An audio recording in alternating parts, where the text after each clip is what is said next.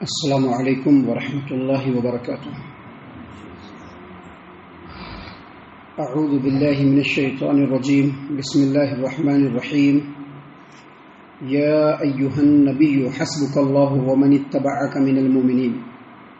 یا ایہا النبی حرض المؤمنین علی القتال ان یکن منکم 20 صابرون یغلبوا 200 وَإِن يَكُن مِّنكُم 100 يَغْلِبُوا أَلْفًا مِّنَ الَّذِينَ كَفَرُوا بِأَنَّهُمْ قَوْمٌ لَّا يَفْقَهُونَ الْآنَ خَفَّفَ اللَّهُ عَنكُمْ وَعَلِمَ أَنَّ فِيكُمْ ضَعْفًا فَإِن يَكُن مِّنكُم 100 صَابِرَةٌ يَغْلِبُوا 200 وَإِن يَكُن مِّنكُمْ 1000 يَغْلِبُوا 2000 بِإِذْنِ اللَّهِ وَاللَّهُ مَعَ الصَّابِرِينَ۔ محترم سامعین کرام، سورۃ الانفال سورہ نمبر 8 اور اسی صورت سے آیت نمبر 64، 65، 66 یعنی 64، 65، 66 یہ تین آیات آپ کے سامنے تلاوت کی گئی۔ محترم سامعین کرام، اللہ تبارک و تعالیٰ نے نبی اکرم صلی اللہ علیہ وسلم کو مخاطب کرتے ہوئے فرمایا، یا ایھا النبی، اے نبی صلی اللہ علیہ وسلم، حسبک اللہ، اللہ آپ کے لیے کافی ہے، ومن اتبعک من المؤمنین، اور ان لوگوں کے لیے کافی ہے جو آپ کی پیروی کرتے ہیں۔ سامعین کرام، ترجمہ ہم نے آپ کے سامنے ایک طریقے کا کیا ہے، لیکن اس آیت کریمہ کی تفسیر دو طرح سے مفسرین نے کی ہے۔ ایک تفسیر یہ بھی ہو سکتی ہے کہ اللہ تبارک و تعالیٰ نے اس آیت کریمہ میں بیان فرمایا کہ اے محمد صلی اللہ علیہ وسلم، آپ کے لیے بھی اور جو لوگ آپ کی پیروی کرنے والے ہیں ان کے لیے بھی اللہ کافی ہے، ان کے علاوہ ان کو کسی چیز کی ضرورت نہیں، آپ کے لیے بھی اور جو آپ کی پیروی کرنے والے ہیں۔ اس کا دوسرا معنی مفسرین نے یہ بیان کیا کہ اے نبی صلی اللہ علیہ وسلم، آپ کے لیے اللہ تبارک و تعالیٰ اور جو آپ کی پیروی کرنے والے مومنین ہیں بس وہ کافی ہیں۔ آپ کے لیے اللہ کافی ہے، اور جو پیروی کرنے والے آپ کے ساتھ جو ایمان والے ہیں، جو آپ کی پیروی کر رہے ہیں، بس آپ کے لیے وہ کافی ہے، ان کے علاوہ آپ کو کسی چیز کی کوئی ضرورت نہیں۔ سامعین کرام، یہ وہی بات ہے جو کل جو آیت کریمہ جو آیات آپ کے سامنے پیش کی گئی اس میں اللہ تبارک و تعالیٰ نے فرمایا کہ وَأَيَّدَكَ بِنَصْرِهِ وَبِالْمُؤْمِنِينَ، یعنی اللہ تبارک و تعالیٰ نے آپ کا سپورٹ کیا ہے اپنی مدد کے ذریعے سے بھی اور ایمان والوں کے ذریعے سے بھی ہے۔ بس اسی کی تفسیر ہے جس کو میں نے تھوڑی تفصیل کے ساتھ ابھی آپ کے سامنے بیان کر دیا۔ اب جو اگلی آیت کریمہ ہے، آیت نمبر 65، اس میں اللہ تبارک و تعالیٰ نے فرمایا، یا ایھا النبی، اے نبی صلی اللہ علیہ وسلم، حرض المؤمنین علی القتال، ایمان والوں کو جہاد کے لیے ترغیب دلائیے، ترغیب دیجیے، ان کو ابھاریے۔ یہ جو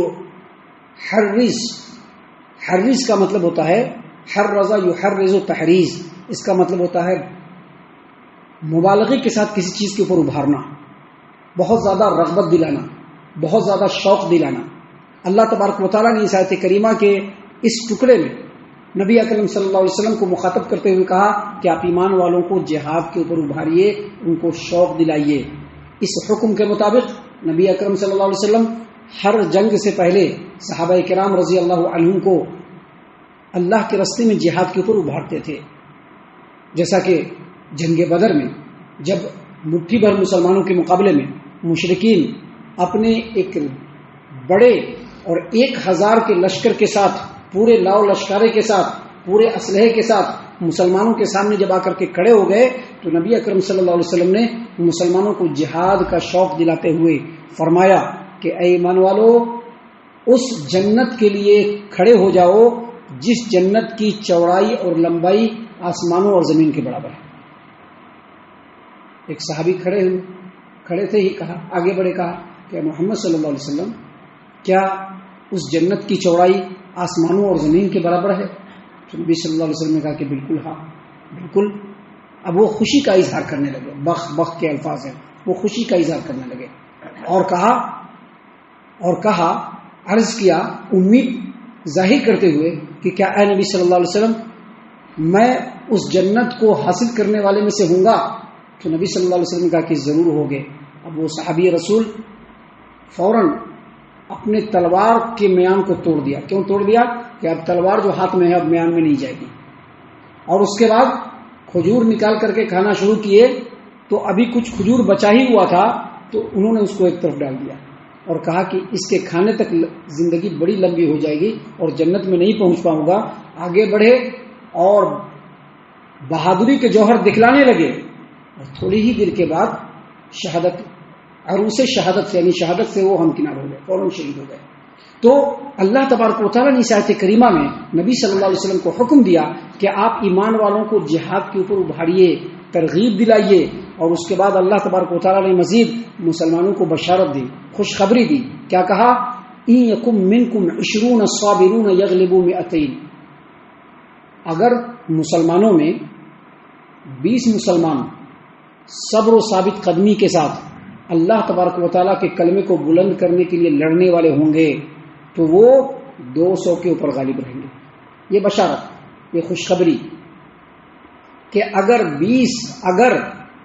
20 مسلمان ہوں گے، ان یکم منکم 20، اگر 20 مسلمان ہوں گے، ایمان والے ہوں گے، صابرون جو صبر و ثابت قدمی کے ساتھ اللہ کے راستے میں جہاد کرنے والے ہوں گے، یغلبوا 200، وہ 200 پر غالب رہیں گے۔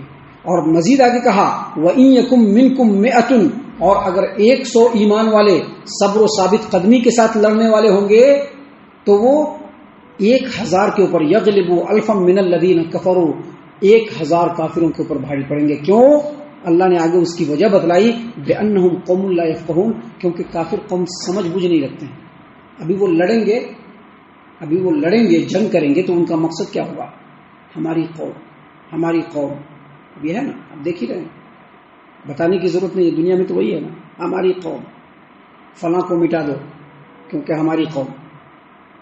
لیکن مسلمانوں کے ہاں یہ بات نہیں ہے، مسلمان قوم کے لیے نہیں لڑتا ہے، مسلمان اللہ کے لیے لڑتا ہے، اللہ کے کلمے کو بلند کرنے کے لیے لڑتا ہے، اللہ کے کلمے کو آگے بڑھانے کے لیے لڑتا ہے، جنت مجھ کو ملے گی اس کے لیے وہ لڑتا ہے۔ اور جب وہ اللہ کے لیے لڑتا ہے تو پھر اس کو کسی چیز کی پرواہ نہیں ہوتی ہے، جبکہ ان کو اپنے جان کی بھی پرواہ ہوتی ہے،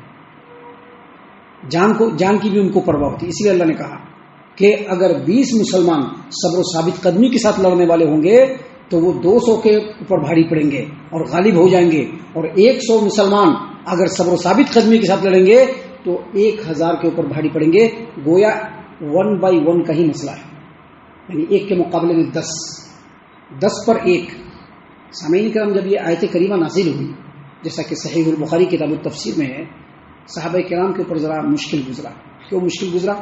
کہ اب 10 کے مقابلے میں، اگر 10 کفار و مشرکین کے مقابلے میں اگر 1 مسلمان ہوگا تو ان کے اوپر فرض ہو جائے گا، وہ بھاگ نہیں سکتے، وہ ان کو لڑنا ہی پڑے گا۔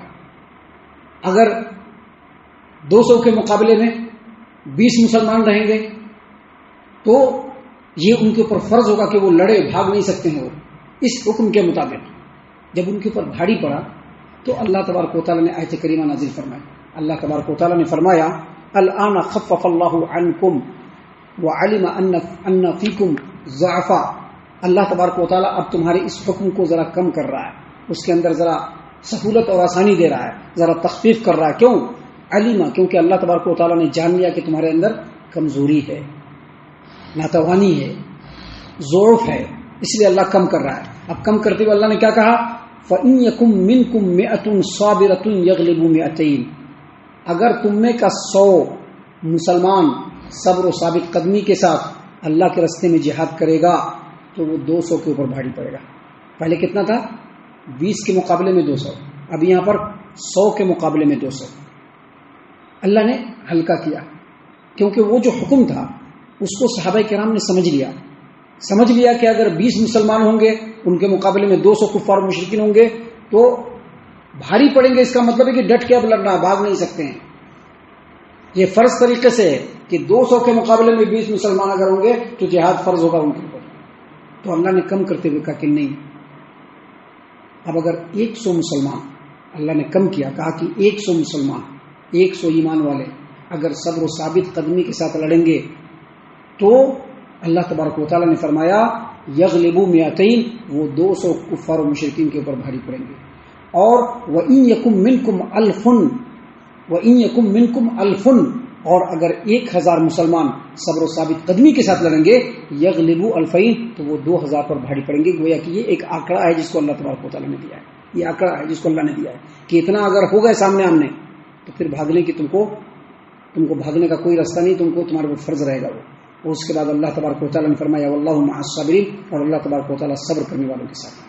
یہاں پر ان باتوں کو بیان کرتے ہوئے میں ایک بات اور بیان کر دیں کہ اللہ تبارک و تعالیٰ نے مسلمانوں کو یہی نہیں کہا کہ سیدھے تلوار لے کے نکل جا، نہیں، بلکہ جنگ کے کنڈیشن ہیں، اس کے شرائط ہیں، اسلامی حکومت اور مملکت ہونا چاہیے، اور اسلامی حکومت اور مملکت کے ساتھ ساتھ اگر مسلمانوں کے اوپر چڑھائی کرتے ہیں تب مسلمانوں کو جنگ کرنا ہے، یا مسلمانوں کو ان کی مذہبی آزادی نہیں دینا چاہتے ہیں تب مسلمانوں کو جہاد کرنا ہے۔ اب جسے نماز پڑھنا ہے نماز نہیں پڑھنے دیں گے، اب مسلمان بغیر نماز کے نہیں رہ سکتے ہیں، آپ نماز نہیں پڑھ سکتے ہیں، آپ اسلامی قانون کے مطابق اپنی زندگی نہیں گزار سکتے ہیں، اب مسلمان چپ نہیں بیٹھیں گے، ان کے اوپر جہاد فرض ہو جائے گا۔ تو یہ سارے کنڈیشن ہے، ایسا ہی نہیں کہ بس تلوار لیا نکل گیا اور سب کا گردن کاٹنے لگے۔ اسلام یہ نہیں سکھاتا ہے، اسلام سکھاتا ہے کہ ایک آدمی کی زندگی کو بچا دینا پوری انسانیت کی زندگی کو بچانا ہے، اور اگر کوئی آدمی ایک آدمی کو مارتا ہے وہ پورے انسانیت کا قاتل ہے۔ ہمارا اسلام اس بات کی تعلیم دیتا ہے، لیکن یہ ساری چیزیں جنگی قانون کے تحت اللہ تبارک و تعالیٰ نے بیان فرمایا ہے۔ اللہ سے ہم دعا کرتے ہیں کہ اللہ تعالیٰ ہم تمام کو ان تمام باتوں کے اوپر خوب غور و فکر اور تدبر کرنے کے ساتھ ساتھ ان باتوں کے اوپر عمل کرنے کی بھی توفیق عنایت فرمائے، آمین۔ اللہ تعالیٰ ہم تمام کو صحیح معنوں میں پکا سچا مومن مسلمان بنائے، اللہ اور اس کے رسول صلی اللہ علیہ وسلم کی اطاعت و فرما برداری کرنے والا بنائے، صحابہ کرام رضی اللہ عنہم کے طریقے پر چلنے والا بنائے، جنت الفردوس میں جگہ عطا فرمائے۔ اے اللہ ہم تمام کو جہنم سے پناہ دے، اے رب العالمین ہم تمام کو جہنم سے پناہ دے، اے مالک الملک ہم تمام کو جہنم سے پناہ دے، آمین یا رب العالمین۔ وما علینا الا البلاغ المبین۔ الذي نزل الفرقان على عبده ليكون للعالمين نذيرا